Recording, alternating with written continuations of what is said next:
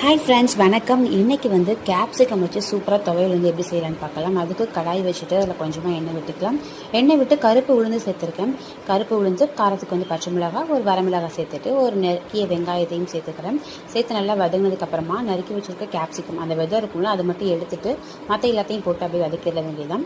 உப்பு கொஞ்சம் போட்டுக்கலாம். தக்காளி ஒரு 2 சேர்த்துக்கிறேன். கொஞ்சமாக புளியும் சேர்த்து அப்படியே வதக்க வேண்டியதான். ரொம்ப டேஸ்ட்டாக இருக்கும். பசங்க கேப்சிகம்லாம் சாப்பிடல அப்படின்னாக்கா இந்த மாதிரி துவையெல்லாம் செஞ்சு கொடுத்தோம்னாக்கா சூப்பராக இருக்கும். நம்ம இட்லி, தோசை, சப்பாத்தி, என் சாதத்தை கூட வச்சு சாப்பிட்லாம். நான் இன்றைக்கி லஞ்சுக்கு தான் செஞ்சுருக்கேன். ரொம்ப டேஸ்ட்டாக இருந்தது.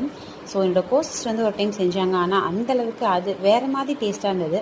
ஸோ இன்னொரு டைம் வந்து எப்படி செஞ்சாங்கன்னு கேட்டுட்டு அதே மாதிரி உங்களுக்கும் செஞ்சு காமிக்கிறேன்.